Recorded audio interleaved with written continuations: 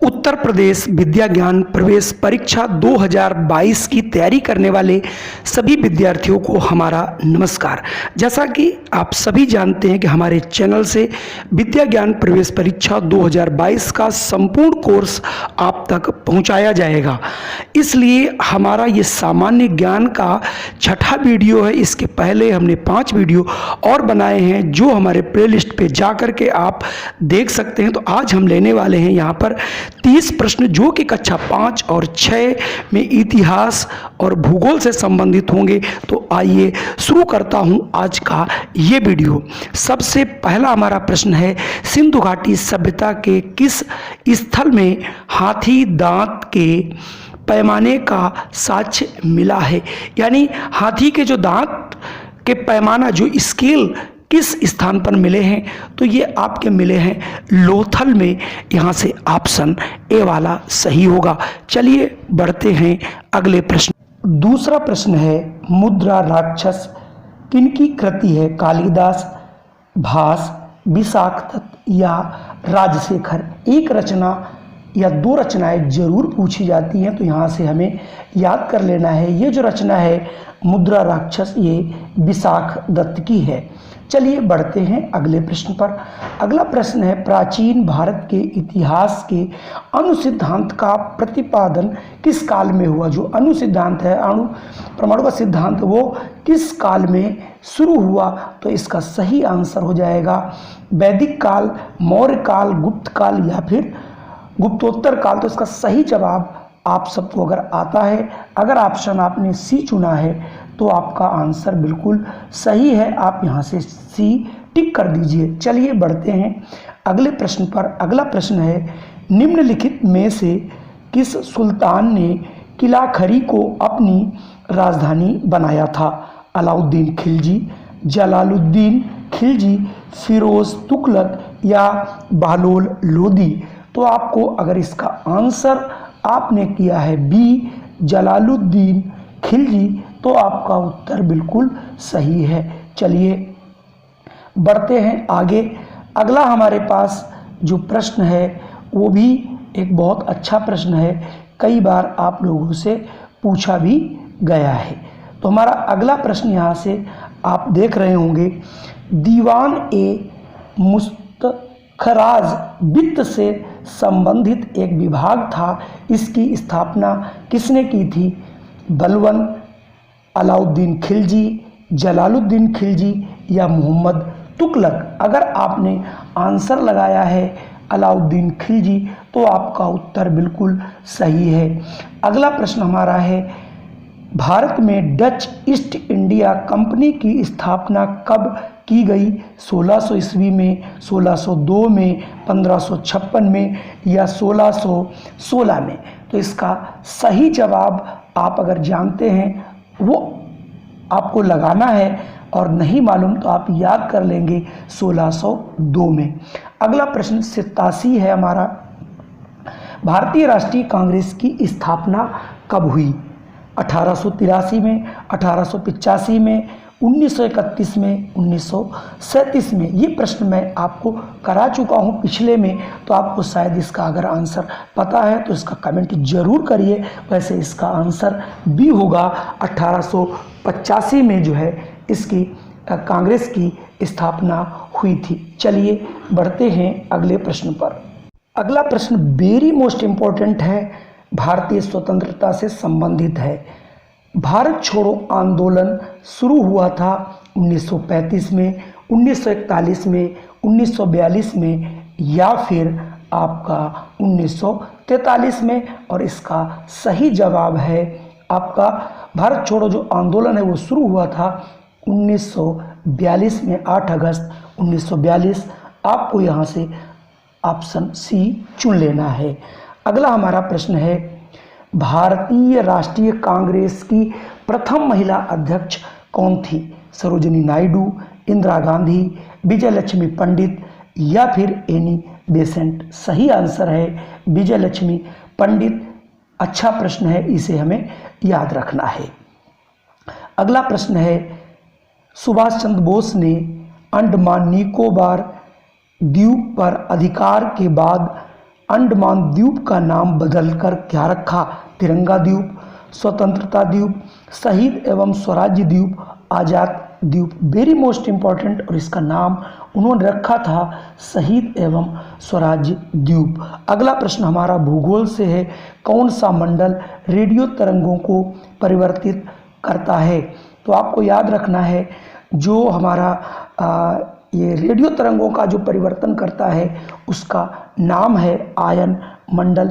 ये वही मंडल है जिससे हम टीवी का प्रसारण या टेलीफोन की जो फ्रिक्वेंसी मिलती है, जो हम तक मिल पाती है, और जो भी कृत्रिम उपग्रह होते हैं वो सब इसी आयन मंडल में लगाए जाते हैं। यहाँ पर टेम्परेचर बहुत अधिक रहता है जिससे सोलर सेल काम कर सकें। जो कि कृत्रिम उपग्रह होते हैं उनमें कोई भी ईंधन यहाँ से उन्हें स्थापित तो किया जाता है, बाकी जो उनमें ईंधन होता है, जो उनको एनर्जी प्राप्त होती है, वो सोलर सेलों से मिलती है। चलिए बढ़ते हैं हम अगले प्रश्न पर।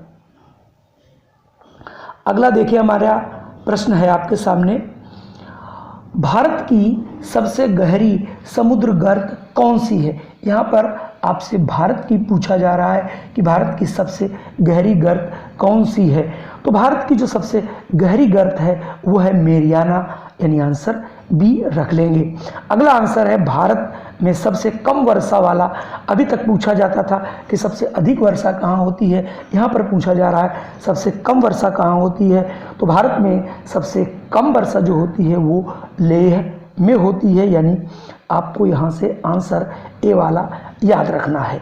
इंद्रधनुष में रंगों का क्रम क्या होता है? इंद्रधनुष आपने देखा होगा जिनमें 7 रंगों का मिश्रण होता है। तो यहाँ पर जो ऑप्शन है आपका सी वाला, बैगनी, नील, जामुनी, नीला, हरा, पीला और नारंगी लाल। आपको याद रखना है पहला रंग नीला और अंतिम लाल होता है। इससे ढेर सारे क्वेश्चन पूछे आपके जाते हैं, तो यहाँ से ऑप्शन आप सी यहाँ से टिक कर देंगे। चलिए बढ़ते हैं अगले प्रश्न। अगला हमारे पास प्रश्न है, केसर का वाणिज्यिक स्तर पर उत्पादन किस राज्य में होता है? सभी को पता होना चाहिए कि वाणिज्यिक जो है उत्पादन वही होता है जिन राज्यों में सबसे अधिक केसर पैदा होता है। तो जम्मू कश्मीर इसके लिए सबसे अधिक प्रसिद्ध है। तो यहाँ से आपका आंसर ए बन जाएगा, यानी हम ए पर यहाँ से टिक कर लेंगे। चलिए बढ़ते हैं अगले प्रश्न पर। अगला हमारे पास प्रश्न है, चुर्क किस उद्योग के लिए प्रसिद्ध है? आप कभी भी अगर सीमेंट की बोरियां देखते होंगे तो उस पर चुर्क लिखा रहता है। तो हमारा चुर्क जो सीमेंट उद्योग के लिए प्रसिद्ध है। अगला प्रश्न है, सागरीय जल में मिलने वाला सबसे प्रमुख लवण कौन सा है? आप सभी को पता है जो हम नमक खाते हैं, जिसको हम नमक कहते हैं, यानी उसका रासायनिक नाम कह सकते हैं सोडियम क्लोराइड, यानी हम उसे NaCl भी कहते हैं। तो ये हमारा ऑप्शन यहाँ से सी हो जाएगा। अगला प्रश्न बेहद इम्पोर्टेंट है और ये 98 आप देखिएगा, क्षेत्रफल की दृष्टि से विश्व का सबसे बड़ा नदी डेल्टा कौन बनाता है? यानी जो नदी का डेल्टा है वो सबसे बड़ा कौन बनाता है? ये सौभाग्य की बात है, भारत में ही बनता है सुंदरवन डेल्टा, पश्चिम बंगाल। आपको याद रखना है। अगला प्रश्न, एक देशांतर से दूसरे देशांतर के बीच कितने समय का अंतर होता है? यानी एक देशांतर से दूसरे देशांतरों के बीच का जो समय है वो कितना होता है? सभी को मालूम है एक देशांतर बराबर 4 मिनट होता है। इसे हमें याद रखना है। इसके पहले भी इस पर मैं प्रश्न आप लोगों को करा चुका हूँ। चलिए अगला प्रश्न आपके सामने होगा, डलहौजी नामक पर्वतीय पर्यटन केंद्र किस राज्य में स्थित है? तो इस प्रश्न का उत्तर, अगर आप कभी हिमाचल प्रदेश घूमने जाएंगे तो ये आपको पर्वतीय पर्यटन स्थल जरूर देखने को मिल जाएगा। आप पर्यटन स्थलों के बारे में जरूर पढ़ के जाएं, इससे कभी न कभी एक प्रश्न जरूर पूछा जाता है। अगला हमारा प्रश्न है, सुरकोटदा किस लिए प्रसिद्ध है? तो आपको मैं बता दूं, यहाँ पर सबसे पहले घोड़ों के अवशेष, घोड़ों की हड्डियों के अवशेष मिले थे, जिससे ये सिद्ध हो सका कि यहाँ पर घोड़े का पालन भी होता था। चलिए बढ़ते हैं अगले प्रश्न पर। अगला प्रश्न, अस्तोमा सद्गमय कहाँ से लिया गया है? आप लोगों को पता होना चाहिए जो सद्वाक्य होते हैं वो कहाँ से लिए गए, इस पर भी एक प्रश्न 2-3 बार पूछा गया है, इसलिए उसे याद रखना है। इसे लिया गया है ऋग्वेद से। ऋग्वेद हमारा सबसे पुराना वेद भी है। अगला प्रश्न है, रहस्यवाद किस धर्म का मूल आधार है? तो जो रहस्यवाद है ये आपका जो जैन धर्म है उसका ये जो है मूल आधार है, तो यहाँ से ऑप्शन बी हो जाएगा। अगर 204 जो हमारा प्रश्न है, एलोरा में निर्मित प्रसिद्ध कैलाश मंदिर का निर्माण किस वंश के शासकों ने कराया था? तो इसके लिए आपको याद रखना है ये राष्ट्रकूट जो वंश था उन्होंने एलोरा में प्रसिद्ध जो कैलाश मंदिर का निर्माण हुआ है ये राष्ट्रकूट वंशज ने कराया था। अब हमारे पास प्रश्न 205 और 206 हैं। 205 प्रश्न देखेंगे, किस शासक ने गंगा एवं सोन नदियों के संगम पर पाटलिपुत्र नामक नगर की स्थापना की, जो कि इस समय वर्तमान में आपका पटना के नाम से प्रसिद्ध है, जो कि हमारे बिहार की राजधानी भी है। इसको किसने बसाया था? तो इन राजा का आपको नाम बताना है।